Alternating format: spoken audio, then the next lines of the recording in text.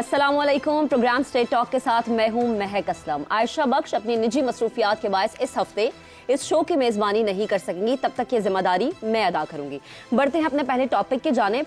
सबसे पहले बात करते हैं सुप्रीम कोर्ट के हवाले से। सुप्रीम कोर्ट ने एक बार फिर से 8 फरवरी के इंतखाबात पर लगे सवालिया निशान, शकूक शुबहात, अगर मगर और इल्तवा की तमाम ख्वाहिशों और अफवाहों को दफन कर दिया है। सुप्रीम कोर्ट ने इलेक्शन कमीशन की जानिब से मुल्क में आम इंतखाबात के इनेकाद के लिए ब्यूरोक्रेसी की खिदमात लेने के इलेक्शन कमीशन के फैसले पर हुक्म इम्तना जारी करने का लाहौर हाई कोर्ट का सिंगल बेंच का फैसला मुअत्तल करते हुए इस हवाले से तमाम तर कार्रवाई रोकने का हुक्म जारी किया। सुप्रीम कोर्ट ने आज कोयटा की 2 सूबाई नशिस्तों पर हल्का बंदियों के खिलाफ इलेक्शन कमीशन की अपील मंजूर करते हुए हल्का बंदियों पर एतराजात मुस्तरद कर दिए और कहा कि इंतखाबी शेड्यूल जारी होने के बाद हल्का बंदियों पर एतराज नहीं उठाया जा सकता। जबकि कायम मकाम चीफ जस्टिस सरदार तारिक मसूद ने रिमार्क्स दिए हैं कि समझ में नहीं आती कि सारे क्यों चाहते हैं कि इलेक्शन में ताखीर हो, मुल्क में इलेक्शन हो लेने दें। सुप्रीम कोर्ट के एक्शन के बाद इलेक्शन कमीशन ने इंतखाबात 2024 का शेड्यूल भी जारी कर दिया, जिसके मुताबिक मुल्क भर में आम इंतखाबात 8 फरवरी को ही होंगे। रिटर्निंग अफसरान 19 दिसंबर को पब्लिक नोटिस जारी करेंगे, जबकि उम्मीदवारान अपने कागजात नामजदगी 20 ता 22 दिसंबर तक जमा करवा सकेंगे। उम्मीदवारों की इब्तदाई फहरिस्तें 23 दिसंबर को जारी होंगी। यूं अब पाकिस्तान में 8 फरवरी को इलेक्शन ना होने के तमाम दरवाजे बंद हो चुके हैं। इंतखाबी शेड्यूल जारी होने के बाद मुल्क भर में सियासी जमातें मजीद मुतहर्रिक हो चुकी हैं। एक तरफ इंतखाबी इत्तेहाद करने या ना करने के लिए सियासी मुलाकातें हो रही हैं, तो दूसरी जानिब मुल्क की सियासत में एक बार फिर से लेवल प्लेइंग फील्ड का तस्करा है, इसकी गूंज है। Chief election commissioner Sikandar Sultan Raja ने मीडिया से गैर रस्मी गुफ्तगू में कहा है कि तमाम सियासी जमातों को लेवल प्लेइंग फील्ड फराहम कर रहे हैं। बतौर चीफ इलेक्शन कमिश्नर किसी किस्म का प्रेशर नहीं लिया। तहरीक इंसाफ को इंतखाबी शेड्यूल के बाद लेवल प्लेइंग फील्ड देंगे, जबकि पीटीआई के सीनियर रहनुमा हामिद खान के मुताबिक इलेक्शन कमीशन का रवैया बहुत जानिबदाराना है, हमें कम से कम लेवल प्लेइंग फील्ड दी जाए। चेयरमैन पीटीआई बैरिस्टर गोहर ने भी लेवल प्लेइंग फील्ड ना मिलने का शिकवा करते हुए कहा है कि हम इलेक्शन का कभी बॉयकॉट नहीं करेंगे, हमारी तैयारी और होमवर्क मुकम्मल है। जितनी मुश्किलात में हम मुहिम चला रहे हैं, अगर लेवल प्लेइंग फील्ड मिले तो 2/3 अक्सरियत हमारी होगी। जबकि पीपल्स पार्टी भी लेवल प्लेइंग फील्ड का मुतालबा कर रही है। ये तो थे सियासी बयानात, मगर आज पेशावर हाई कोर्ट के चीफ जस्टिस मोहम्मद इब्राहिम खान ने भी अपने रिमार्क्स में कहा है कि 9 मई तो गुजर गया, अब क्या वजूहात है जो रोज 3 MPO के ऑर्डर्स जारी होते हैं। 24 अजला के DCs इस कोशिश में है कि एक पार्टी के लोगों को गिरफ्तार किया जाए। क्या ऐसे हालात में शफाफ इलेक्शन हो पाएंगे? ऐसे में सबसे अहम मुद्दा यही है कि जिसका आज हम जिक्र करेंगे कि सुप्रीम कोर्ट में जस्टिस अतन मिनुल्लाह ने भी यही कहा है कि इलेक्शन कमीशन का सबसे बड़ा इम्तिहान यही है कि 8 फरवरी को जो इंतखाबात होने हैं वो शफाफ इंतखाबात, और मुझ समेत हर पाकिस्तानी यही चाहता है कि 8 फरवरी को जो इंतखाबात होने हैं वो शफाफ हो, ताकि हम भी कह सकें कि पाकिस्तान में शफाफ इंतखाबात होते हैं। हमारा जो पैनल आज हमें ज्वाइन करेगा उसमें हसन निसार साहब हमें ज्वाइन करेंगे, जैगम खान साहब हमें ज्वाइन करेंगे, अफसार आलम साहब हमारा साथ देंगे, इसके अलावा शहजाद चौधरी साहब हमारा साथ देंगे। सबसे पहले हसन साहब आपकी जानिब आती हूं। सवाल आपके सामने कुछ इस तरह से रखूंगी। 8 फरवरी को इंतखाबात ना होने के तमाम दरवाजे बंद हो गए। पीटीआई पीपल्स पार्टी का लेवल प्लेइंग फील्ड का मुतालबा, पीटीआई को शेड्यूल के बाद लेवल प्लेइंग फील्ड देंगे। चीफ इलेक्शन कमिश्नर ने ऐसा कहा है। क्या इंतखाबी शेड्यूल जारी होने के बाद अब तमाम सियासी जमातों को लेवल प्लेइंग फील्ड मिलेगी या उनका शिकवा वहीं पर ही रहेगा? देखें, अजीब है, हम ख़ास तरह की टर्मिनोलॉजी, हर किस्म की टर्मिनोलॉजी हम लोग एक ख़ास मानों में इस्तेमाल करते हैं। मेरा थोड़ा सा चूँकि तरबियत का मसला है, ज़िंदगी में लेवल प्लेइंग फील्ड तो कुदरत नहीं देती, याद रखें। क्या इंसानों के रंग रूप, मिजाज, मुकद्दर, कद काठ, नक्शो निगार, मुल्क, मजहब, शजरा नस्ब, IQ लेवल वगैरह लेवल प्लेइंग फील्ड होता है, वो एक सा होता है। खास तौर पे when it comes to a country like Pakistan, जिसकी एक तारीख है, आपके भी सामने है, मेरे भी सामने है, उसमें तो कहानी एक है, जो बढ़ के खुद उठा ले हाथ में मीना उसी का है। ये क्लासिकल शायर का मिसरा है। बुलडोजर हो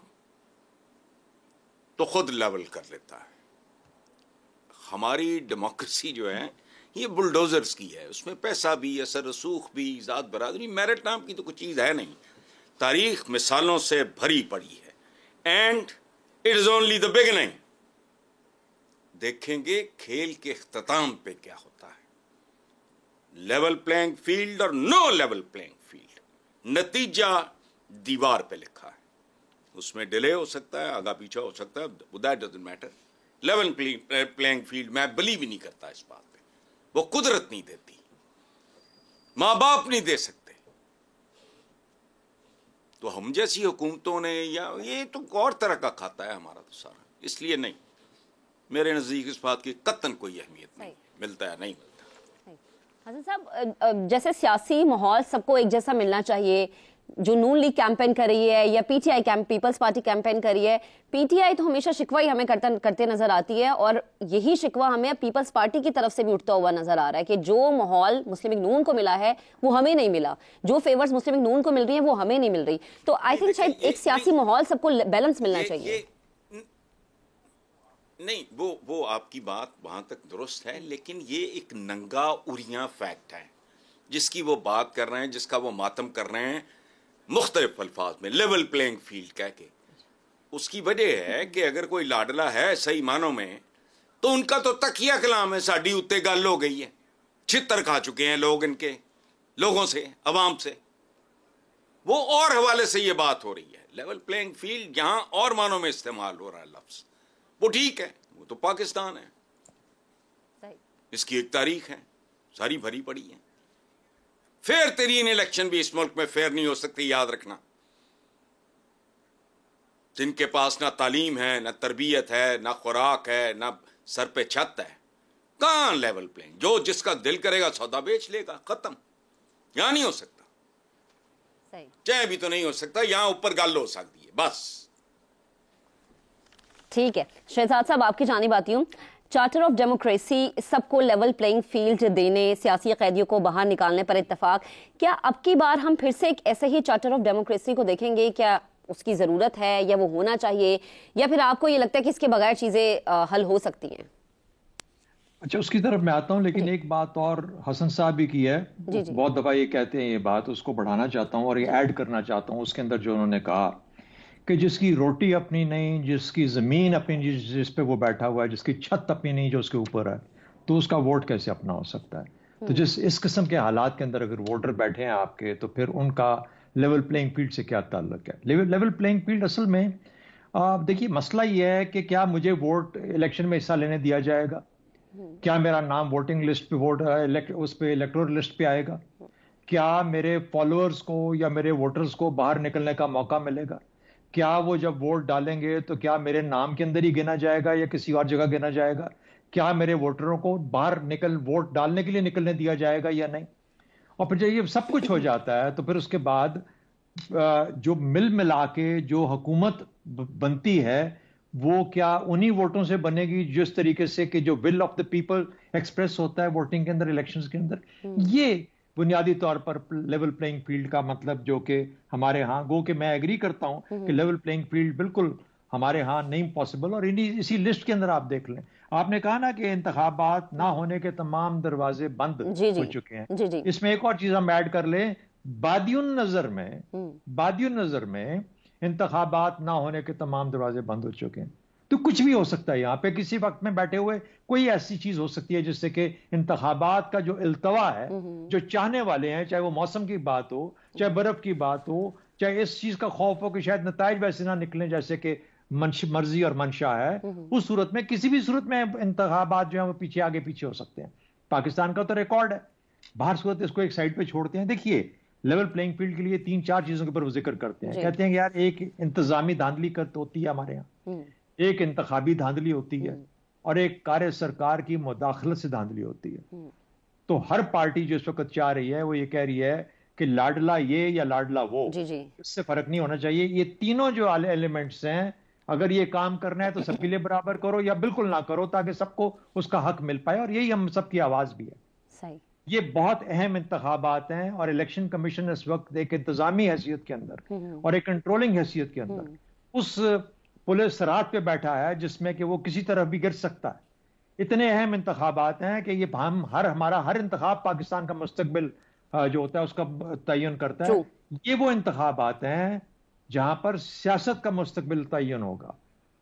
इसलिए सियासत के मुस्तकबिल को अगर अपना मुतय्यन करना है, मुस्तकबिल मुतय्यन करना है, तो इन इंतखाबात को सबकी कोशिश होनी चाहिए कि वो ये इंतखाबात बिल्कुल जहां तक मुमकिन है साफ और शफाफ कराए जाए। एक और बात, फाइनल बात, ये वाहिद इंतखाब है जिसमें अभी तक कोई जलसा जुलूस, कोई इंतखाबी एक्टिविटी नहीं हुई। सबके सब ड्राइंग रूमों में जाके मिल रहे हैं एक दूसरे के साथ। ये जोड़ तोड़ का मामला हो रहा है वहां पे।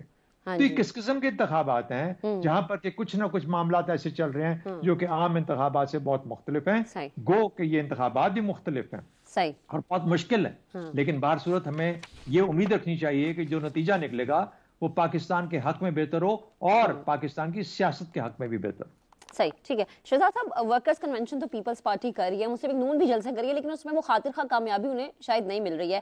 अब सारा आलम साहब आपकी जानिब आती है, सियासी जमातों का मुतालबा लेवल प्लेइंग फील्ड का, आपको लगता है मुतालबा दुरुस्त है या हर इलेक्शन से पहले, जैसा कि हसन निसार साहब भी कहते हैं कि तारीख जो है वो भरी पड़ी है, हर इलेक्शन से पहले जो है वो इस तरह के मुतालबात, इस तरह की बातें जो है वो सामने आ जाती हैं?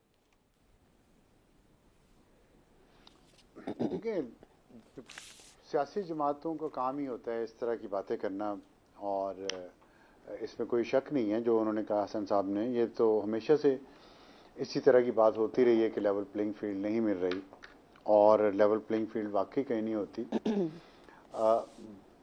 अब देखिए, मैं आपको एग्जांपल देता हूँ, ब्राज़ील के इलेक्शन हुए हैं, अर्जेंटीना में हुए हैं, वहाँ धांधली के इल्ज़ाम लगे हैं जी।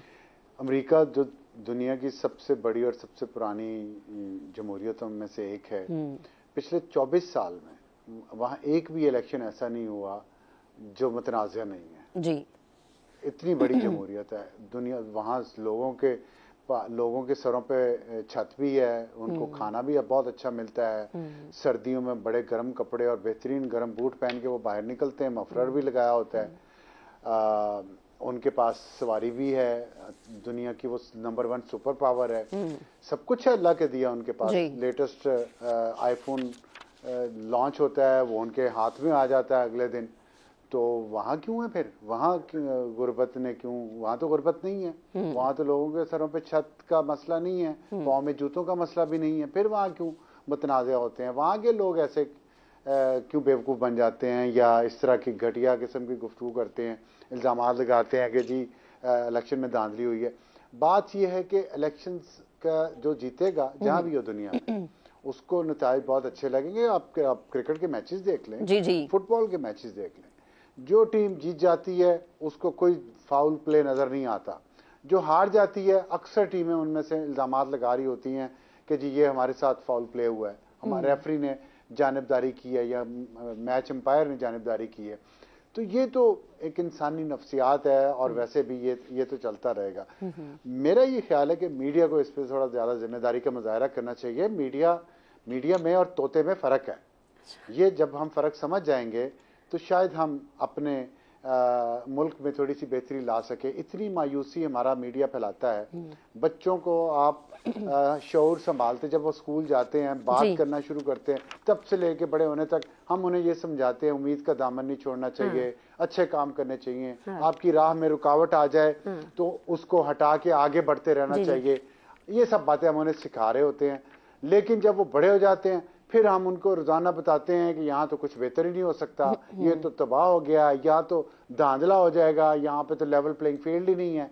ये सब कुछ चलता रहेगा। सर अब्सार साहब, लेकिन देखें अब तो अदालत की जानिब से भी ऐसे रिमार्क सामने आ रहे हैं ना, वो यकीनन अब आपने भी देखे होंगे, मैंने भी इंट्रो में भी बताया है कि आज पेशावर हाई कोर्ट के चीफ जस्टिस मोहम्मद इब्राहिम खान ने भी अपने रिमार्क्स में ये कहा है कि 9 मई तो गुजर गया, अब क्या वजूहात है जो रोज 3 MPO के ऑर्डर्स जारी होते हैं।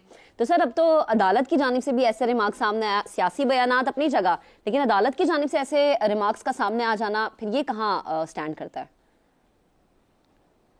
ये वहीं स्टैंड करता है जहां स्टैंड करना है। अदालत का एक रिमार्क तो नहीं आया, और बहुत सारे रिमार्क्स आए थे। सुप्रीम कोर्ट के एक बेंच ने कहा था कि मीडिया जो है वो अफवाहें न फैलाए इंतखाबात की तारीख के हवाले से।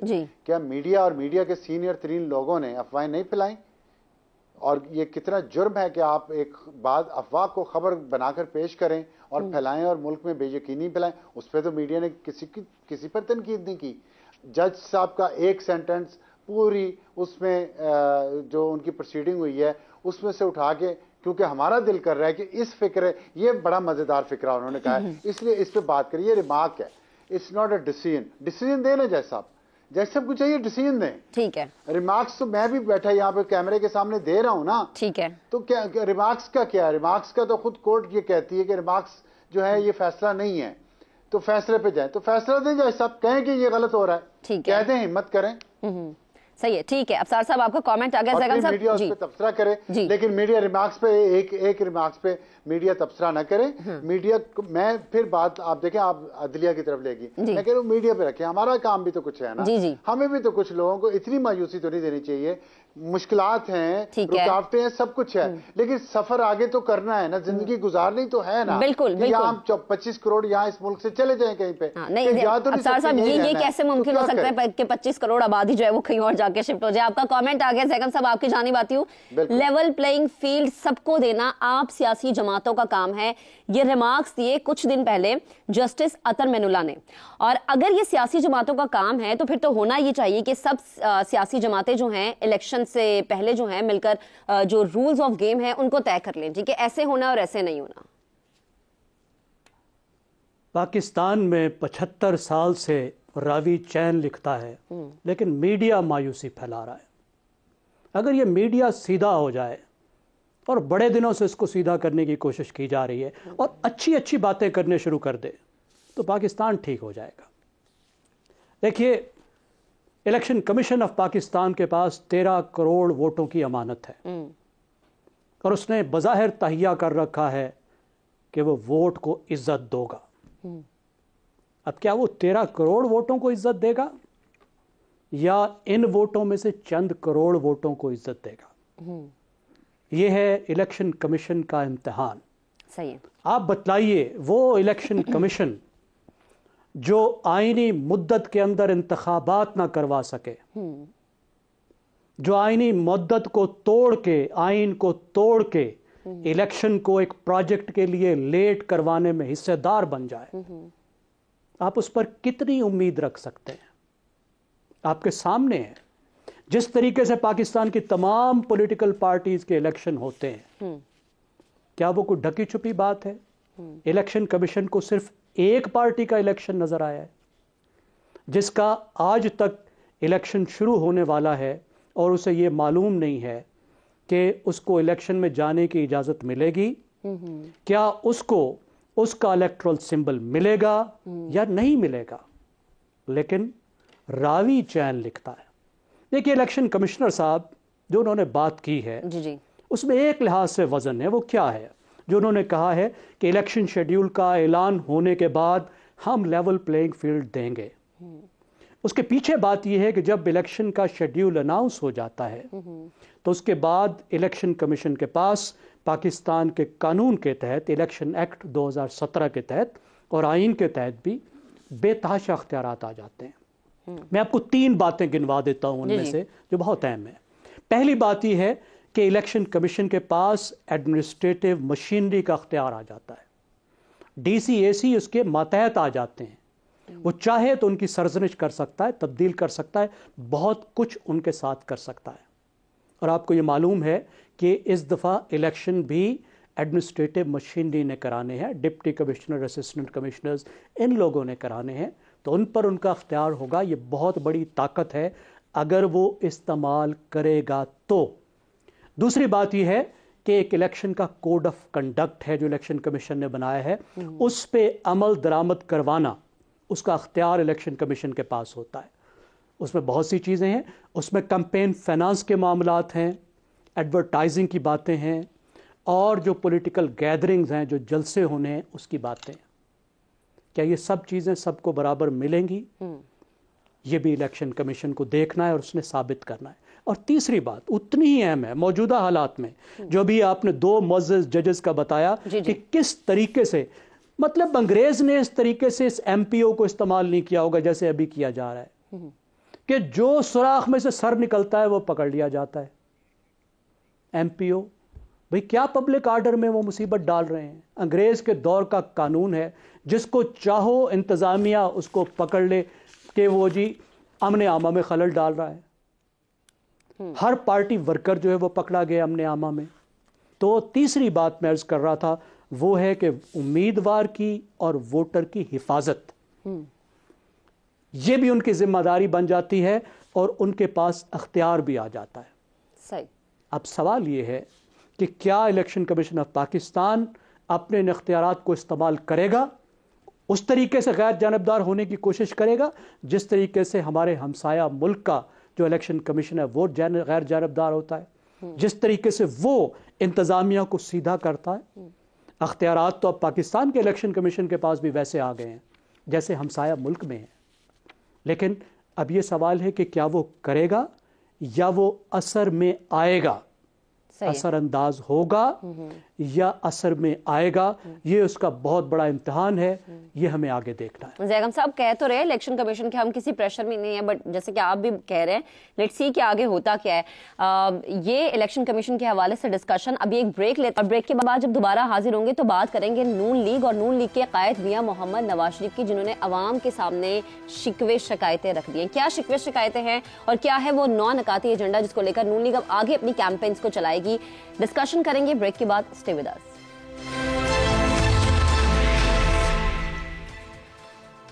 Welcome back once again. Noon League के कायद और साबिक वजीर आजम ने मुस्लिम लीग नून की पार्लिमानी कमेटी के इजलास से खिताब करते हुए अपने गिले शिकवे अवाम के सामने रखे।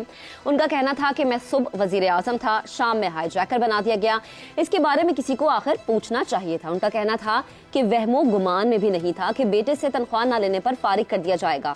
तमाम हथकंडों का मकसद सिर्फ मुंतखब वजीर आजम को निकालना और एक सिलेक्टेड को लाना है।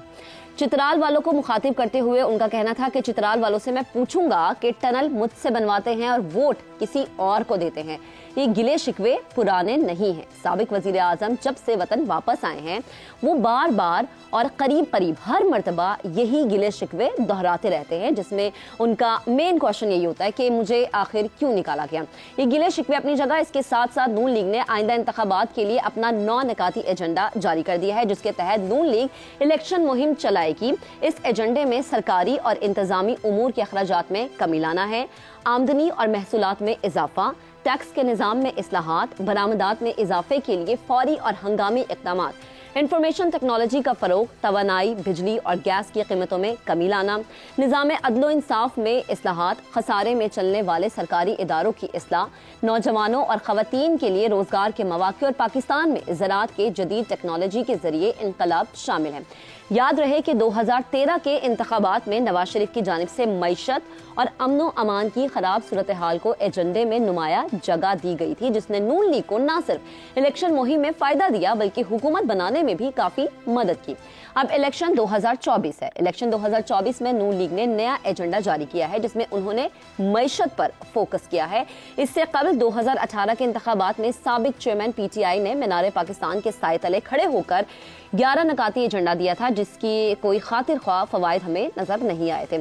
ऐसे में सवाल यही है कि क्या नून लीग का ये 9 नकाती एजेंडा वाकई मुल्की मसाइल को हल कर सकता है और काबिले अमल भी है, या फिर सिर्फ वोट लेने के लिए इस तरह के तरीके जो हैं वो आजमाए जा रहे हैं। अपने पैनल के सामने सवाल कुछ इस तरह से रखेंगे कि इलेक्शन 2024 में नून लीग का 9 नकाती एजेंडा जो अब सामने आ रहा है उसमें मुल्की मसाइल हल करने के दावे किए गए हैं। क्या ये 9 नकाती एजेंडा मुल्की मसाइल हल कर पाएगा या कमजोर हमें नजर आएगा? हसन साहब कमेंट कीजिएगा। देखिए, सवाल ही पैदा नहीं होता, सवाल ही पैदा नहीं होता। इनको चूंकि आप जब तक डायग्नोज नहीं करते असल प्रॉब्लम क्या है, तो कोई डॉक्टर कोई सर्जन वो उल्टी सर्जरी कर देगा नहीं हो सकता। ये जाहिल लोग हैं, इनको नहीं पता इश्यूज क्या हैं। अच्छा, घिसी पिटी बातें हैं, क्लैरिकल किस्म की एक ड्रिल और एक्सरसाइज है जो उन्होंने की है। कौन सी इसमें कोई आउट ऑफ बॉक्स बात है? कतई नहीं। अच्छा, असल बात ये जो मैं अर्ज कर रहा हूं कि मैं तो जाती तौर पे एक टूटा पजा मोमन हूं, लेकिन अगर कोई इंसान हो, मोमिन हो, वाकई थोड़ा बहुत भी हो, मेरे जैसा नहीं, फ्रैक्चर्ड नहीं, तो एक सुराख से दूसरी बार नहीं डसा जाता। जबकि नून लीग पंजाब ता मरकज दर्जनों बार आजमाई जा चुकी हैं जी। बाकी रह गए नकात या मंशूर, तो ये ढोंग ड्रामे कौम देख चुकी है। अभी anybody who feels convince is most welcome to commit suicide, सवाल ही नहीं पैदा होता। बाकी गल मेरी हो गई है, इतनी सी बात है। सही, ठीक है, बाकी कख नहीं। ठीक है, ठीक है सर, आप कह रहे हैं गल हो गई है, तो गल बनेगी या नहीं बनेगी? मुश्किल बनेगी, जो मर्जी कर रहे हैं। सही, ठीक है। अब सर साहब आपकी जानिब आती हूँ। पहले तो ये कि जो मेन मैंने क्वेश्चन किया है, नौ-नकाती एजेंडा जो नून लीग ने दिया है 2024 के इलेक्शन के हवाले से, उस पर कमेंट कीजिएगा। साथ में एक और सवाल भी लीजिएगा जो कि राना सनाउल्लाह के हवाले से है। उन्होंने कहा कि आम इंतखाबात में नून लीग अक्सरियत से कामयाब होगी। अब सर साहब, इतना कॉन्फिडेंट होना, इतनी श्योरिटी के साथ कहना कि अक्सरियत हमें ही मिलेगी, इसकी क्या वजह है? ये इलेक्शन में ऐसे ही होता है। आप पीपल्स पार्टी का देख लें, अब बिलावल भुट्टो कह रहे हैं कि हम स्वीप कर देंगे इलेक्शंस। आज ही मैं पीटीआई का जो नए चेयरमैन है, गौहर खान शायद उनका नाम है, वो कह रहे हैं कि अगर लेवल प्लेइंग फील्ड मिली तो हम 2/3 मेजॉरिटी ले जाएंगे।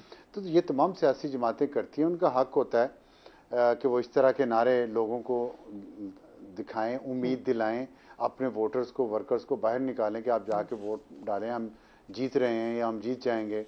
क्योंकि अगर वो अपने वर्कर्स को, वोटर्स को, उनकी हिम्मत अफजाई ना करें, हौसला अफजाई ना करें, उनको कोई उम्मीद ना दिखाएं, तो वो कैसे घर से बाहर निकलेंगे, कैसे माहौल बनेगा? तो इसलिए ये तो ज़रूरी होता है। और अब आपका सवाल जो है, देखिए मैं नहीं ये समझता कि कोई भी सियासी जमात, इसमें मुस्लिम लीग नून को रख लें या इसको हटा के पीटीआई रख लें, पीपल्स पार्टी रख लें, 3 बड़ी जमातें हैं ना, कोई 9 नुकाती एजेंडा हो या 11 नुकाती एजेंडा हो, जो एक बात हमारे यहाँ होती है ना बार बार कि बयानिया क्या बनेगा और क्या अपने बयानिया से ये इक़्तिदार में आ जाएंगे। बात ये है कि इक़्तिदार में आना और उसके बाद परफॉर्म करना, उससे बड़ा बयानिया कोई नहीं है। अगर किसी भी सियासी जमात में, चाहे वो नून लीग आए, मैं नहीं समझता कि आज मैं ये बात कह सकता हूँ कि नून लीग ही हुकूमत में आएगी। आपके पास कोई सर्वे होगा, कोई डेटा होगा, कोई जिस भी बुनियाद पे आप ये इतना सर्टेनिटी के साथ कह रही हैं कि 9 नुकाती एजेंडे पे वो आके अमल करेंगे या नहीं करेंगे, तो मुझे तो अभी जब तक मैं इलेक्शन रिजल्ट्स देख नहीं लेता कि कौन सी सियासी जमात जीती है, मैं तो तब तक इस पे तबसरा नहीं कर सकता कि नून लीग कर पाएगी नहीं कर पाएगी। इसलिए मैं जनरल तमाम सियासी जमातों की बात कर रहा हूँ कि तमाम सियासी जमातें जो हैं, अगर वो इक़्तिदार, जो भी इक़्तिदार में आए, जिसको भी अक्सरियत मिले या वो कोलिशन गवर्नमेंट बनाए, उनको 5 साल का अरसा पूरा मिलना चाहिए, नंबर 1। और उस 5 साल के अरसे के दौरान किसी भी और सियासी और किसी भी और ताकत के मरकज की तरफ से उनके और मुल्क के खिलाफ साजिश नहीं होनी चाहिए। ठीक है, क्योंकि साजिश होगी तो वो अपना जो प्रोग्राम है वो पूरा नहीं कर पाएंगे। ठीक है, प्रोग्राम और बात इस पे होनी चाहिए तमाम जगहों पे, मीडिया के बाहर भी, सियासी जमातों को भी, कि वो ये बताएं, बयानिया ना बताएं क्या है। बयानिया से पेट नहीं भरता आवाम का ना हमारा। बिल्कुल ऐसा ही है। हमें परफॉर्म क्या करेंगे, परफॉर्म क्या करेंगे, ये बड़ा जरूरी है ना अफसार साहब, क्योंकि कभी कभी बयानिया तो पड़ जाता है लेकिन अमलन हमें कुछ नजर आता ही नहीं है कि वो नून लीग हो या पीटीआई उसने किया क्या है। अभी एक ब्रेक लेते हैं, ब्रेक के बाद दोबारा हाजिर होंगे। स्टे विद अस।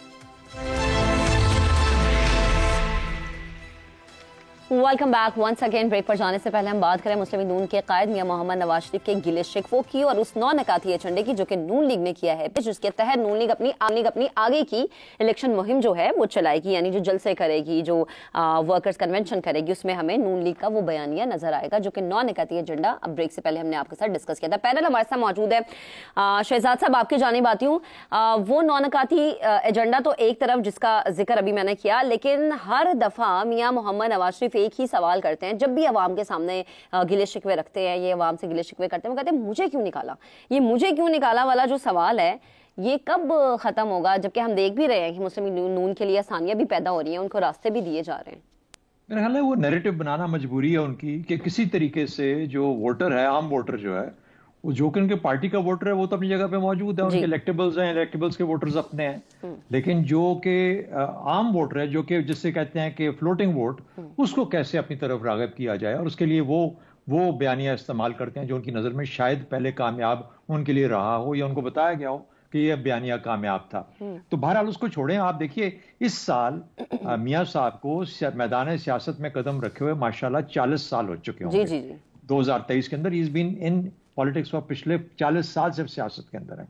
अब 40 साल आपने सियासत की हो, आपने 1990 का IGI भी देखा हो, आपने 1983 और 85 के अंदर चीफ मिनिस्ट्रियां भी देखी हो, फिर उसके बाद आपने 90 की दहाई जिसके अंदर हुकूमतें बदली और चेंज की जाती हैं, फिर आपने मुशर्रफ का मार्शल लॉ भी निभाया हो। तो कौन सी ऐसी चीज है जो आपसे छुपी हुई है? कुछ नहीं छुपा हुआ ना, हर चीज का पता है पाकिस्तान की सियासत किस तरह चलती है। उसके बावजूद देखिए लंदन से आ गए, अपनी बीमारी के बावजूद आ गए लंदन से पाकिस्तान कि मैं लीड करूंगा पाकिस्तान को, इसी सियासत में जाके हिस्सा लूंगा, इसी का हिस्सा बनूंगा। तो कुछ ना कुछ तो है जो इन तमाम चीजों के बावजूद मियां साहब को यहां ले आया है। वो देखते हैं कि कुछ इसके अंदर कुछ रिटर्न है, कुछ पॉसिबिलिटी है, या शायद ही कुछ काम ही इस तरह का है कौमों को रहनुमाई फरमाना कि इस तरह के काम में शायद बड़ी कैपेबिलिटी और बहुत ज्यादा उसके अंदर यानी एक तस्कीन का पहलू मिलता होगा। तो इसलिए मुझे नहीं समझ आती कि उनको कम से कम उनको ये शिकायत नहीं होनी चाहिए। उन्होंने सबको देखा है, उतार भी देखा है, उतार देखा है, चढ़ाई भी देखी है, और हर दफा पता है कि उसमें किस किस का क्या क्या हाथ रहा। ठीक है, जब 9 पॉइंट एजेंडा के ऊपर मैं छोटी सी बात कर देता हूं जी। उसमें देखिए बात यह है कि एक होती है सेंटर हेडिंग, जिसके ऊपर आ जाता है लिखा हुआ कि हमारा जो वो है क्या होगा इलेक्शन के अंदर जाने का प्रोग्राम क्या होगा, एजेंडा क्या है, उसमें सेंटर हेडिंग आ गई। साइड हेडिंग में आपने ये 9 नुक्ते लिख दिए। अब हर साइड हेडिंग के बाद कम से कम 1 या 2 पैराग्राफ तो होने चाहिए ना, कि ताकि पढ़ने वाले को पता लगे। मुझे सिर्फ साइड हेडिंग से मुराद नहीं है, मुझे ये नहीं पता करना, मुझे ये पता करना है कि उसके अंदर तुमने क्या करना है। जब तुम कहते हो कि मैं टैक्सेशन करूंगा, जब आप कहते हो कि मैं पैदावार बढ़ाऊंगा, जब कहते हो एक्सपोर्ट्स बढ़ाऊंगा, तो उसके जो 1-2 पैराग्राफ हैं, 2-4 लाइनें वो लिख के अगर बता देंगे तो मेरी समझ के अंदर जरा बेहतर आ जाएगा। वो काम हमारी सियासत में कभी भी नहीं होता। सिर्फ सेंटर हेडिंग और साइड हेडिंग के ऊपर इक्तफा करके लोगों को दे दिए जाते हैं कागजात हाथ में पकड़ा। ठीक है ज़ैगम साहब, आपके जाने बाती हूँ। 2013 के अगर हम हालात देखें तो बड़े ही अलग थे, और अब 2023 है और हालात अब सबके सामने है, ज़मीनी हकायक सबके सामने है। ऊपर से मुस्लिम लीग नून की वो 16 महीने की गवर्नमेंट जो कि आवाम को काफ़ी रिलीफ की बातें की गई, लेकिन वो रिलीफ उन्हें मिला नहीं आवाम को, जिसकी वजह से आवाम भी खासे नाराज़ है कि जो हालात की संगीनी है मुस्लिम लीग नून इससे नावाकिफ़ है या फिर इग्नोर कर रही है और दावे कर रही है कि अक्सरियत हमारी होगी। राना सनाउल्लाह कहते हैं 25 सीटें हम ले जाएंगे पंजाब से। ज़ैगम साहब कमेंट कीजिएगा। कोई 125 वाज़े प्लान देने की बजाय, कोई पॉलिसी देने की बजाय अभी तक मियां साहब ने शाम गरीबा की महफिल सजाई हुई है, और वो ये एहसास नहीं कर रहे कि इस वक्त मातम दूसरे घर में शिफ्ट हो चुका है। 2 साल से वो इक़्तिदार के हिस्सेदार हैं। इस वक्त वो ये बताएं कि पिछले 16 महीने में जब वो हुकूमत पर रहे उन्होंने क्या किया और आगे क्या मुख्तलिफ करेंगे। अब ये जो उनको 9 नुकाती प्लान है सो कॉल्ड, ये तो मीठी मीठी गोलियां हैं, कुछ उम्मीद अफजा बातें हैं। आप इसको कोई पॉलिसी स्टेटमेंट तो नहीं कह सकते जी। ये कोई कंक्रीट प्लान तो नहीं है। और मुझे इसमें एक बड़ी मायूसी हुई, ये पहली दफ़ा है मेरी राय में कि मुस्लिम लीग नवाज ने ये ऐलान नहीं किया कि पाकिस्तान को वो एशियन टाइगर बनाएंगे। हर दफ़ा पहले मुस्लिम लीग कहा करती थी कि हम एशियन टाइगर बनाएंगे, और बस एक दुम की कसर रह जाया करती थी जी। अब आप ये देखिए कि ये जो 16 महीने जो इन्होंने हुकूमत की, उससे अब क्या मुख्तलिफ करेंगे ये? क्या अब की बार इसहाक डार साहब IMF से सींग नहीं अड़ाएंगे जी? पाकिस्तान को डिफॉल्ट के दाने पर नहीं लेकर जाएंगे? क्या वो नए प्लान में ले जाएंगे पाकिस्तान को जिसमें जाना जरूरी है, या अपनी पिछली परफॉर्मेंस को रिपीट करेंगे जी? क्या वो इस बार MNAs को सैकड़ों अरब रुपए के फंड नहीं बांटेंगे ताकि वो माल बनाएं और इलेक्शन अच्छी तरह लड़ सकें? क्या अब की बार जब टैक्स लगाने की कोशिश की जाएगी, जब दुकानदारों पे 4 आने टैक्स लगेगा, तो मरियम बीबी ट्वीट नहीं ठोकेंगी और उस टैक्स को नहीं रोकेंगी? तो उन्होंने तो ये बताना है कि अब क्या मुख्तलिफ करना है। बिल्कुल, ये नहीं कि हम वही करेंगे। अब वो कह रहे हैं कि हम वही करेंगे जो 2013-2018 में किया था, एक बारी फिर। देखिए पाकिस्तान का सबसे बड़ा मसला इस वक्त, मुझे आखिरी बात, अगर आपके पास वक्त कम है मुझे करने दीजिए। देखिए पाकिस्तान का सबसे बड़ा मसला पाकिस्तान का तिजारती खसारा है, मुस्लिम लीग नवाज का मसला हमेशा ये रहा है कि हर दौरान हुकूमत इन्होंने तजारती खसारा बढ़ाया है, इंपोर्ट्स बढ़ाई हैं, एक्सपोर्ट्स नहीं बढ़ा सके। 2013 से 2018 में भी यही हुआ। जैगम साहब, वैसे 9 नकाती एजेंडे में भी इसका जिक्र किया गया, लेकिन अब देखना यह है कि ये जो एजेंडा है को भी लेकर नून लीग आगे चलना चाह रही है, उसमें कामयाब होती है या नहीं, या सिर्फ ये हवाई बातें हैं। हमारा पैनल हमारे साथ मौजूद था। हसन निसार साहब आपका बेहद शुक्रिया, जैगम खान साहब आपका भी बेहद शुक्रिया, अफसार आलम और शहजाद चौधरी साहब आप दोनों का बेहद शुक्रिया। प्रोग्राम का वक्त अपने इख्तिताम को पहुंचा और इंशाल्लाह आपसे कल मुलाकात करेंगे दोबारा। अपना बहुत सा ख्याल रखिएगा। अल्लाह हाफ़िज़।